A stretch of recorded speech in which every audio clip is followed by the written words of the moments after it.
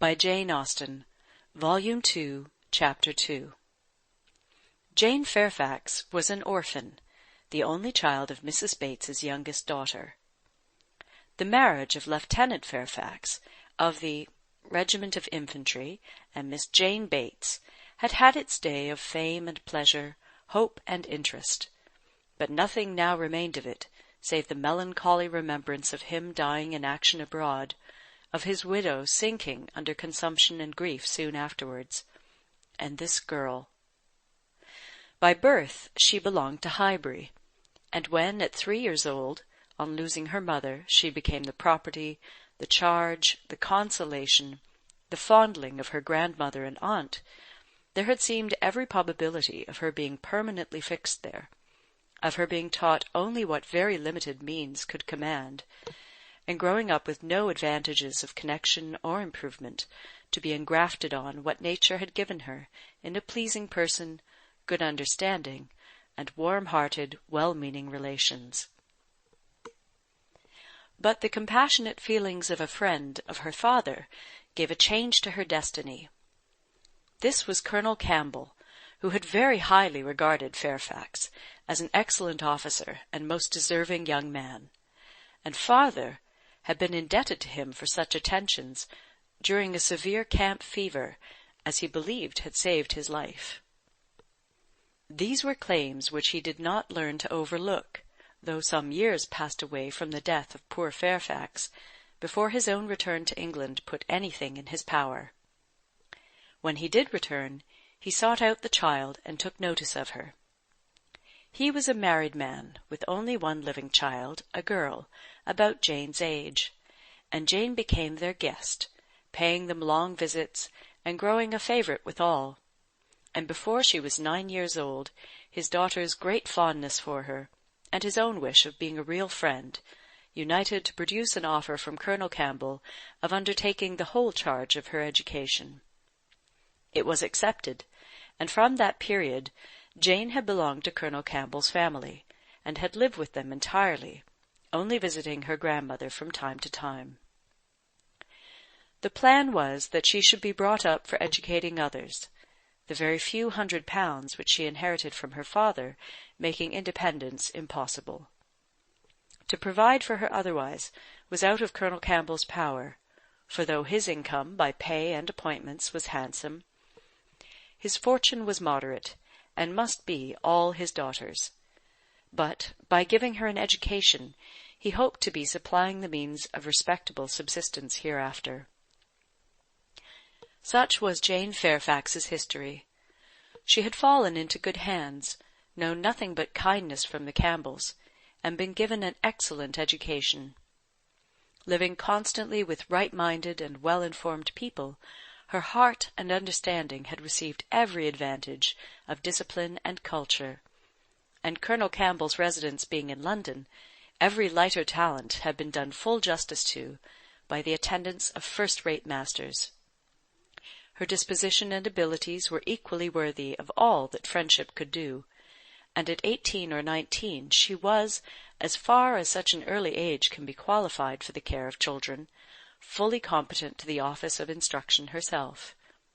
But she was too much beloved to be parted with. Neither father nor mother could promote, and the daughter could not endure it. The evil day was put off. It was easy to decide that she was still too young, and Jane remained with them, sharing, as another daughter, in all the rational pleasures of an elegant society, and a judicious mixture of home and amusement, with only the drawback of the future, the sobering suggestions of her own good understanding, to remind her that all this might soon be over. The affection of the whole family, the warm attachment of Miss Campbell in particular, was the more honourable to each party from the circumstance of Jane's decided superiority, both in beauty and acquirements. That nature had given it in feature could not be unseen by the young woman, nor could her higher powers of mind be unfelt by the parents. They continued together with unabated regard, however, till the marriage of Miss Campbell, who by that chance, that luck which so often defies anticipation in matrimonial affairs, giving attraction to what is moderate than to what is superior, engaged the affections of Mr. Dickson, a young man, rich and agreeable, almost as soon as they were acquainted, and was eligibly and happily settled, while Jane Fairfax had yet her bread to earn. This event had very lately taken place, too lately for any thing to be yet attempted by her less fortunate friend towards entering on her path of duty, though she had now reached the age which her own judgment had fixed on for beginning. She had long resolved that 21 should be the period. With the fortitude of a devoted novitiate, she had resolved at 21 to complete the sacrifice, and retire from all the pleasures of life, of rational intercourse, equal society, peace, and hope, to penance and mortification for ever. The good sense of Colonel and Mrs. Campbell could not oppose such a resolution, though their feelings did. As long as they lived, no exertions would be necessary. Their home might be hers for ever, and for their own comfort they would have retained her wholly. But this would be selfishness. What must be at last had better be soon. Perhaps they began to feel it might have been kinder and wiser to have resisted the temptation of any delay, and spared her from a taste of such enjoyments of ease and leisure as must now be relinquished. Still, however, affection was glad to catch at any reasonable excuse for not hurrying on the wretched moment. She had never been quite well since the time of their daughter's marriage, and till she should have completely recovered her usual strength, they must forbid her engaging in duties which, so far from being compatible with a weakened frame and varying spirits, seemed, under the most favourable circumstances, to require something more than human perfection of body and mind to be discharged with tolerable comfort. With regard to her not accompanying them to Ireland, her account to her aunt contained nothing but truth, though there might be some truths not told.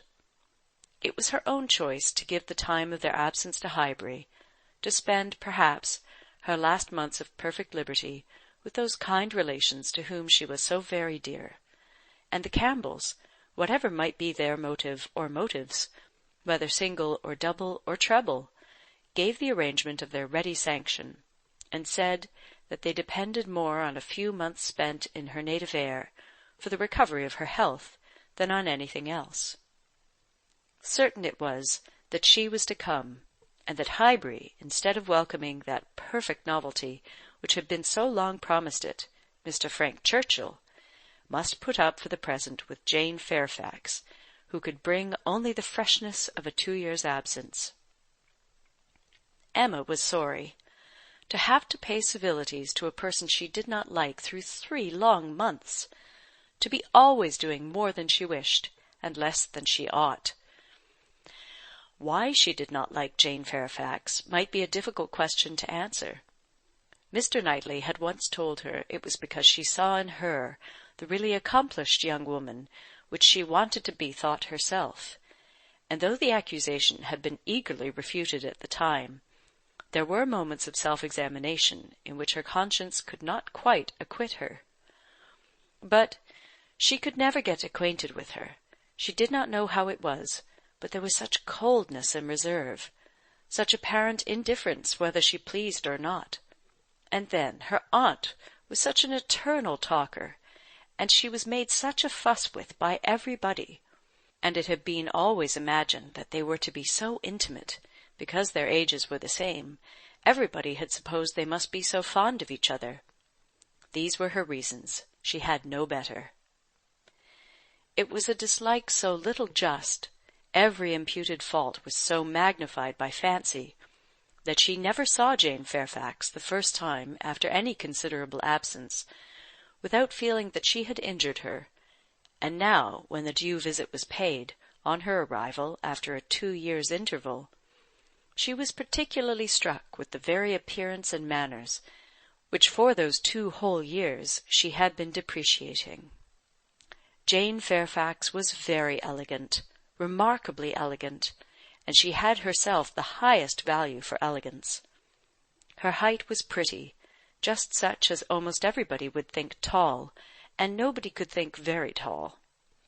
her figure particularly graceful, her size a most becoming medium, between fat and thin, though a slight appearance of ill health seemed to point out the likeliest evil of the two. Emma could not but feel all this, and then her face, her features. There was more beauty in them altogether than she had remembered. It was not regular, but it was very pleasing beauty. Her eyes, a deep grey, with dark eyelashes and eyebrows, had never been denied their praise, but the skin, which she had been used to cavil at, as wanting colour, had a clearness and delicacy which really needed no fuller bloom. It was a style of beauty of which elegance was the reigning character, and as such she must, in honour, by all her principles, admire it. Elegance, which, whether of person or of mind, she saw so little in Highbury. There, not to be vulgar was distinction and merit. In short, she sat, during the first visit, looking at Jane Fairfax with twofold complacency, the sense of pleasure and the sense of rendering justice, and was determining that she would dislike her no longer. When she took in her history, indeed, her situation, as well as her beauty, when she considered what all this elegance was destined to, what she was going to sink from, how she was going to live, it seemed impossible to feel anything but compassion and respect, especially if to every well-known particular entitling her to interest were added the highly probable circumstance of an attachment to Mr. Dickson, which she had so naturally started to herself. In that case nothing could be more pitiable or more honourable than the sacrifices she had resolved on. Emma was very willing now to acquit her of having seduced Mr. Dickson's actions from his wife, or of anything mischievous which her imagination had suggested at first. If it were love, it might be simple, single, successless love on her side alone. She might have been unconsciously sucking in the sad poison, while a sharer of his conversation with her friend, and from the best, the purest of motives, might now be denying herself this visit to Ireland, and resolving to divide herself effectually from him and his connections by soon beginning her career of laborious duty. Upon the whole, Emma left her with such softened, charitable feelings as made her look around in walking home, and lament that Highbury afforded no young man worthy of giving her independence, nobody that she could wish to scheme about for her. These were charming feelings, but not lasting. Before she had committed herself by any public profession of eternal friendship for Jane Fairfax, or done more towards a recantation of past prejudices and errors than saying to Mr. Knightley, "She certainly is handsome. She is better than handsome." Jane had spent an evening at Hartfield with her grandmother and aunt, and everything was relapsing much into its usual state. Former provocations appeared. The aunt was as tiresome as ever, more tiresome, because anxiety for her health was now added to admiration of her powers, and they had to listen to the description of exactly how little bread and butter she ate for breakfast, and how small a slice of mutton for dinner, as well as to see exhibitions of new caps and new work-bags for her mother and herself, and Jane's offences rose again. They had music. Emma was obliged to play, and the thanks and praise which necessarily followed appeared to her an affectation of candour, an air of greatness, meaning only to show off in higher style her very own superior performance. She was, besides, which was the worst of all, so cold, so cautious. There was no getting at her real opinion. Wrapped up in a cloak of politeness, she seemed determined to hazard nothing. She was suspiciously reserved.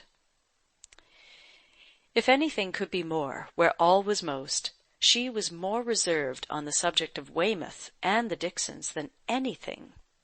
She seemed bent on giving no real insight into Mr. Dickson's character, or her own value for his company, or opinion of the suitableness of the match. It was all general approbation and smoothness, nothing delineated or distinguished. It did her no service, however. Her caution was thrown away. Emma saw its artifice, and returned to her first surmises. There probably was something more to conceal than her own preference. Mr. Dixon, perhaps, had been very near changing one friend for the other, or been fixed only to Miss Campbell for the sake of the future £12,000. The like reserve prevailed on other topics. She and Mr. Frank Churchill had been at Weymouth at the same time. It was known that they were a little acquainted, but not a syllable of real information could Emma procure as to what he truly was. Was he handsome? She believed he was reckoned a very fine young man. Was he agreeable? He was generally thought so. Did he appear a sensible young man, a young man of information? At a watering place, or in a common London acquaintance, it was difficult to decide on such points. Manners were all that could be safely judged of, under a much longer knowledge than they had yet had of Mr. Churchill. She believed everybody found his manners pleasing. Emma could not forgive her. End of Chapter 2. Recorded in Toronto, Ontario, by Moira Fogarty, April 2009.